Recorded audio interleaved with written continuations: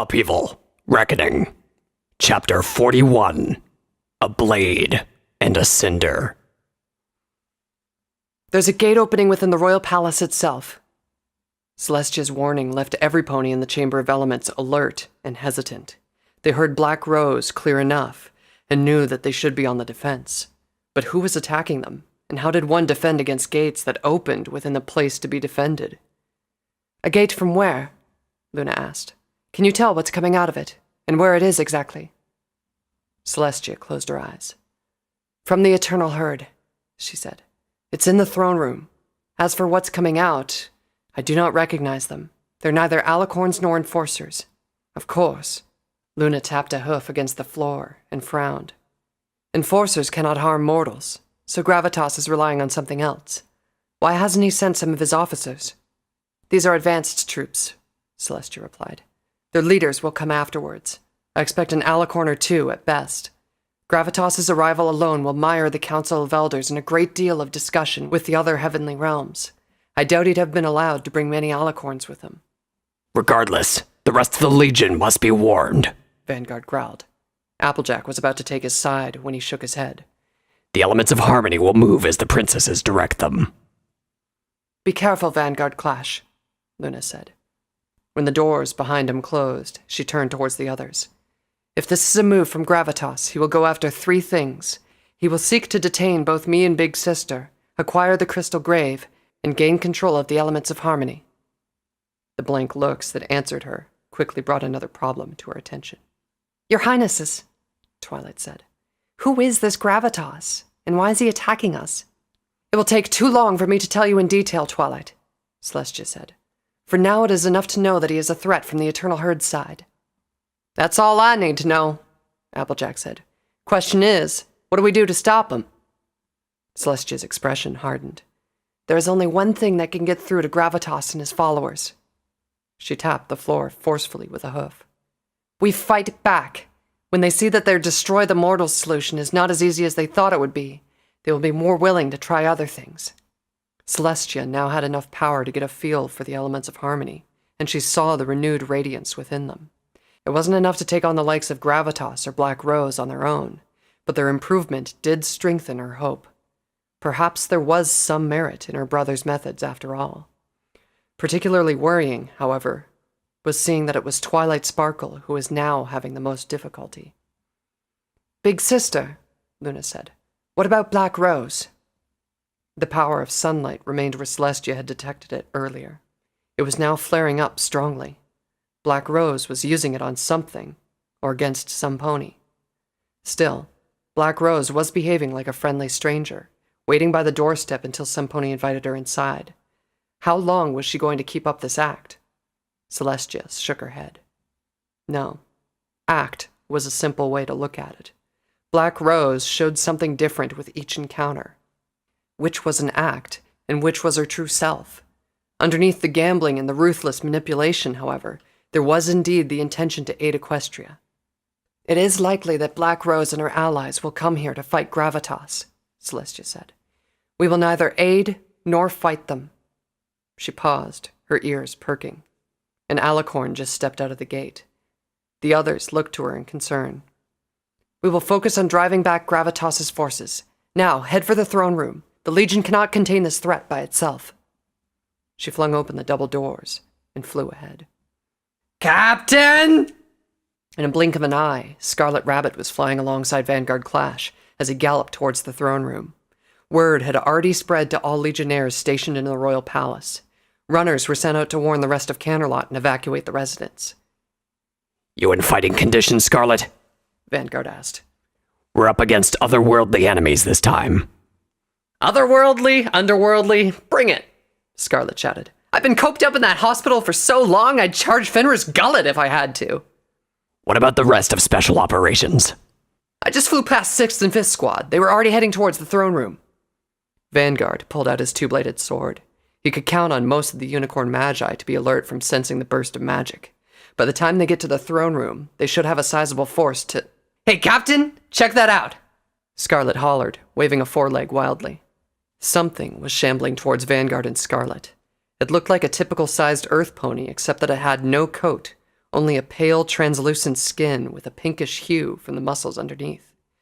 Its eyes were bright, golden lights, easily spotted even from a distance. Stop right there!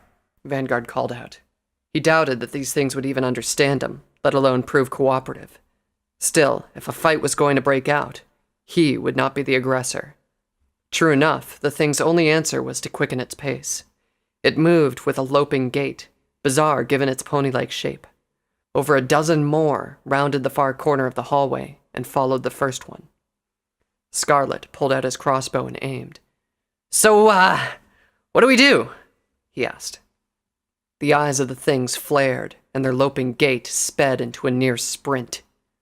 Kill them, Vanguard said. With a shrug, Scarlet fired his weapon, plunging a bolt deep into the skull of the lead creature. A glowing silver liquid spurted out of the wound, spraying all over the floor as the impact sent it flying into its allies. The other creatures didn't even slow down. Vanguard stepped back as one of them lunged clumsily at him. He swung his weapon, cutting the thing's throat wide open. Silvery liquid poured out of the wound, rapidly pooling beneath it. "Whoa!" Scarlet cried out. "Check that out, Captain!" To Vanguard's horror, the creature Scarlet had shot was back on its hooves. Its bolt wound continued to leak silvery fluid, but it continued to advance. Likewise, the one that he had cut down had also stood up, its head shifting unsteadily on its nearly severed neck. Stay cautious, Scarlet, he said. Focus on hampering their movement if they can't be killed. He slashed at another shambling thing, cutting open both its front knees. Silvery fluid spurted, and the thing collapsed. "You're not even surprised?" Scarlet asked. He hovered just out of reach of the shambling creature while he reloaded. I expected troops working with an Alicorn general to have some kind of edge, Vanguard replied. He hamstrung a second shambling creature, then slammed his shoulder against another. I suppose unkillable is their choice. Even with their legs badly damaged, the things dragged themselves across the floor to get at the two. Both of them fell back to keep from being surrounded and overwhelmed. "Fire!"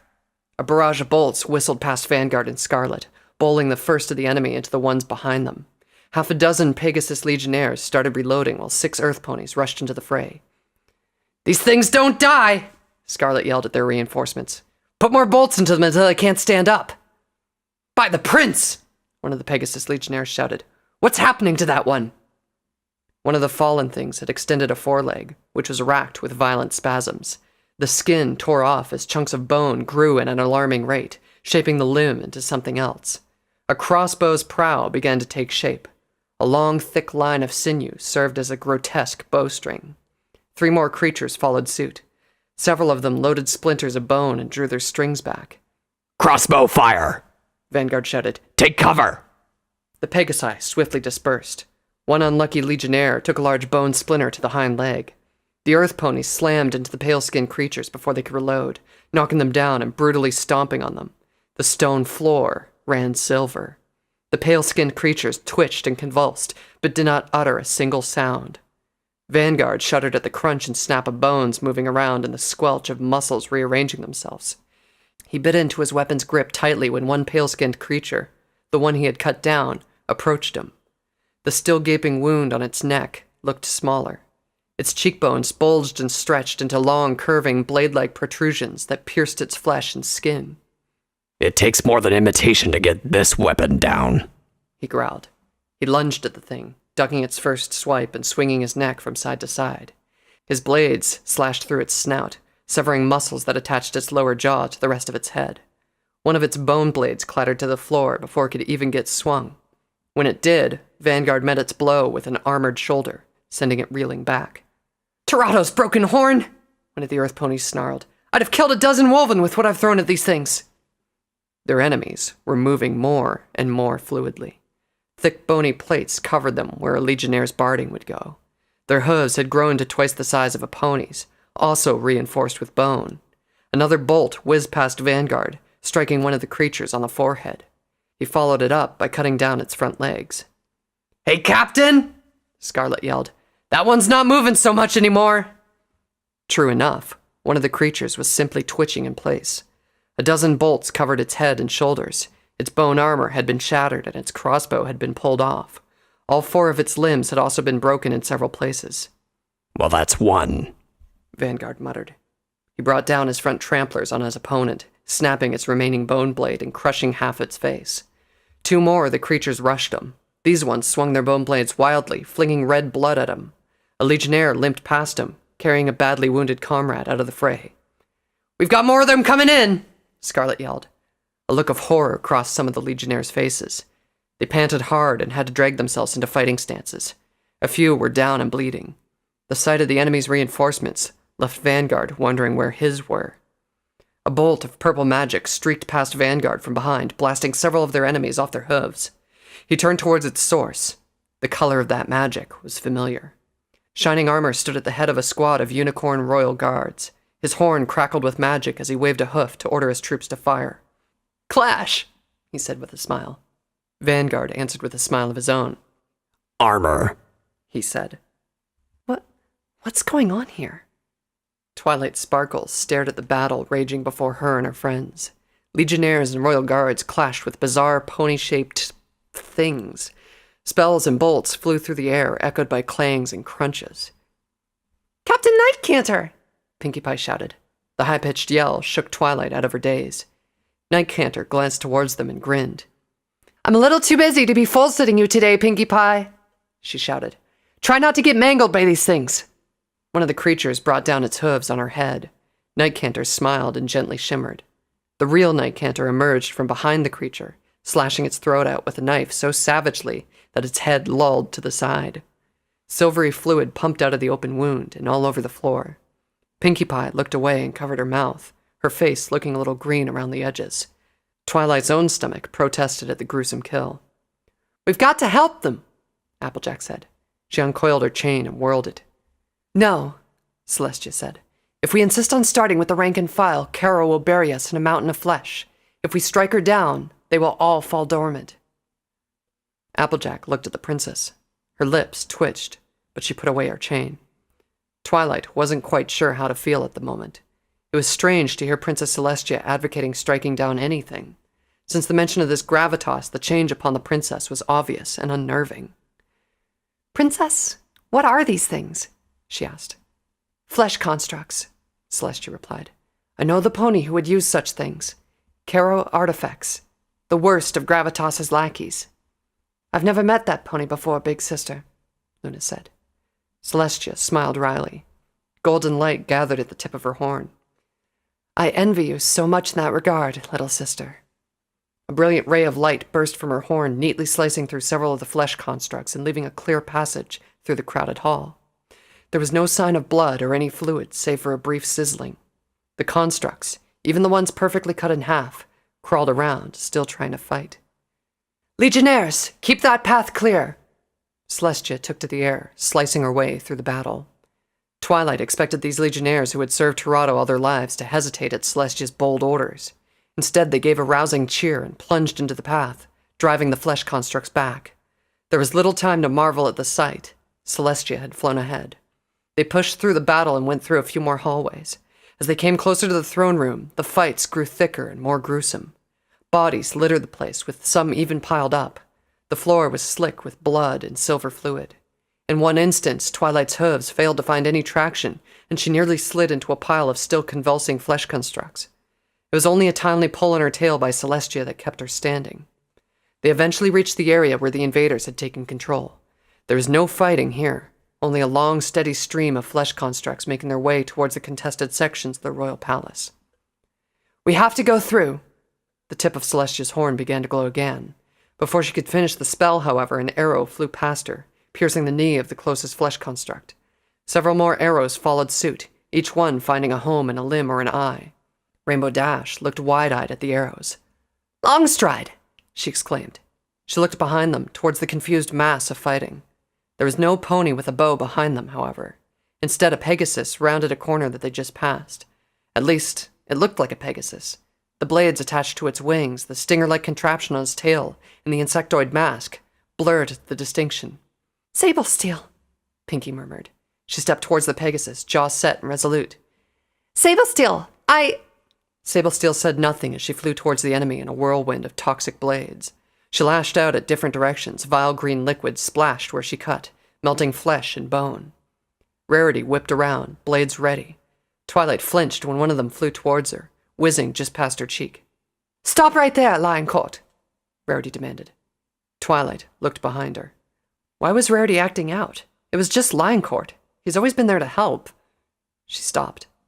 No, that wasn't true. Why did she even think of it that way? Rarity was right. This was another thorn. I'm impressed, Lioncourt said.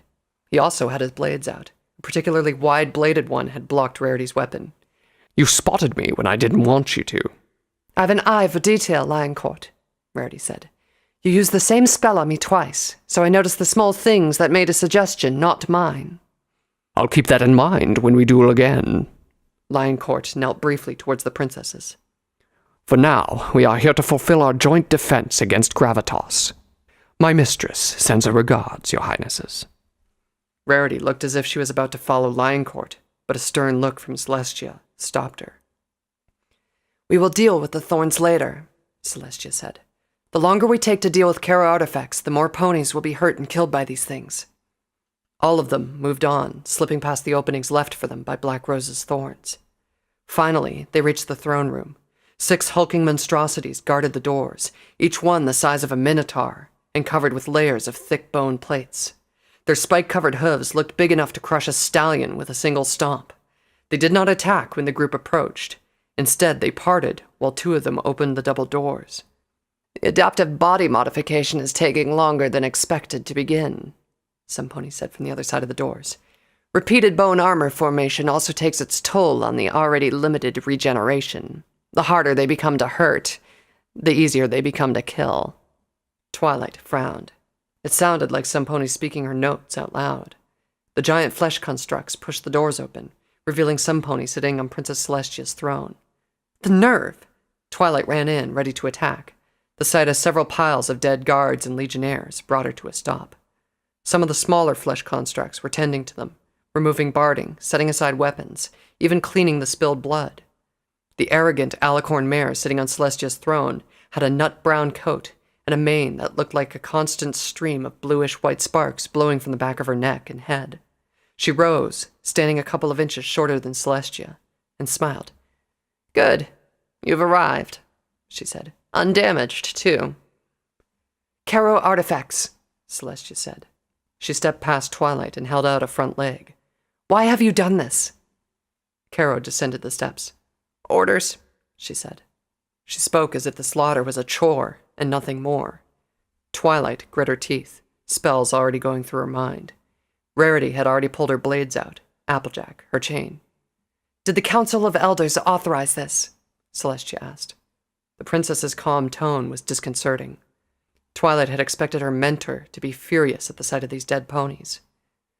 The council ordered us to secure Regia Carnifex in the Blasphemous Rift. As for the royalty, we are supposed to work with them, unless they resist. In that case, we were told to execute Princess Luna's old sentence and detain both Princess Celestia and Prince Torado. You've made no effort to work with us at all, Luna said. The first thing you did upon gating here was loose these things upon us. The mortals struck first, Cara replied. They attacked as soon as I arrived. You're lying, Luna said. It's what my official report will say. I'm so glad to be able to field test my constructs like this. The mortals are putting up a good fight. By the time I exterminate the ones here for attacking me, I should be able to make enough adjustments to prepare them against Oceanus' troops. Cara's horn glowed blue, and she pulled a small glass bottle seemingly out of thin air.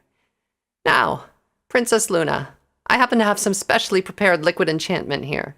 A single dose, and you'll be censored quickly and painlessly, without damaging your mortal remains.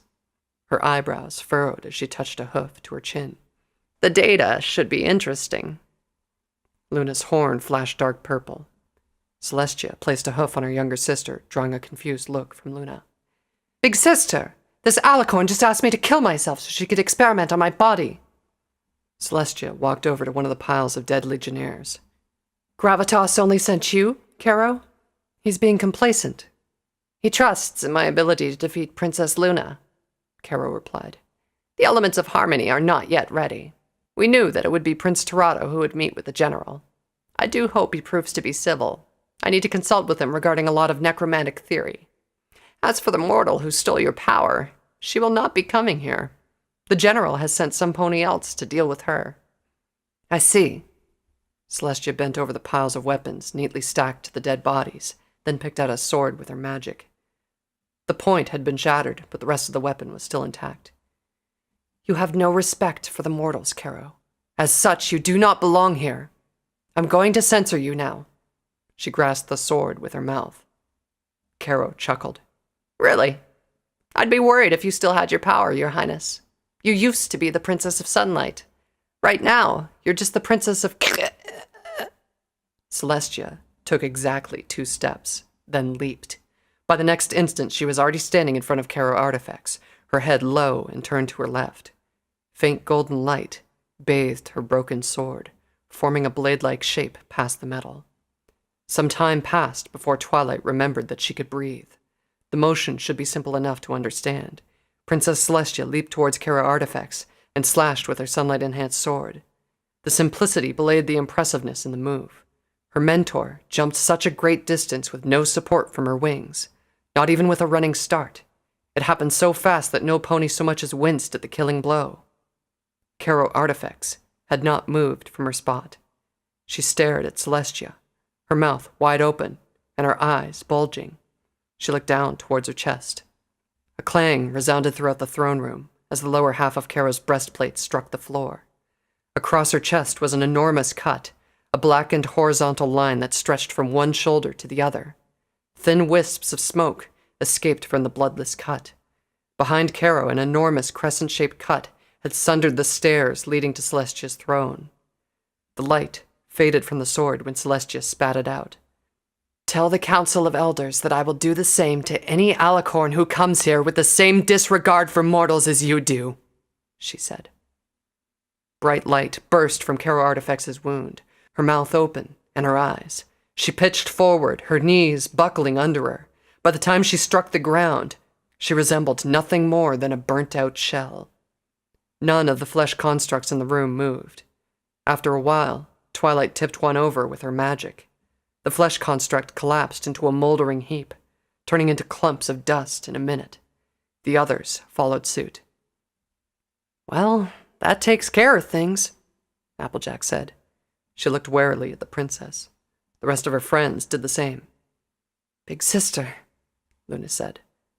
The stern look on Celestia's face made all of them stand up straight. "We have to go," she said. "Torado has gone to negotiate with Gravitas, but it is plain to see that there is no negotiating with that fanatic. He must be censored before he destroys everything." "Big sister, if we go to Skymere Lake to attack Gravitas, what of the elements of harmony?" Luna looked towards Twilight and the others. "If we leave them here in Canterlot, Black Rose will take advantage of our absence." "We are taking them with us." Luna raised an eyebrow. "And take them that much closer to the blasphemous rift. I agree that Gravitas is the worst threat, but we shouldn't just ignore Black Rose." Celestia looked over to the burnt-out remains of Cara Artifex. "It seems that ever since I lost the power of sunlight, every pony has been underestimating me," she said. She smiled slightly. "Black Rose thinks that she is the only gambler in all of this.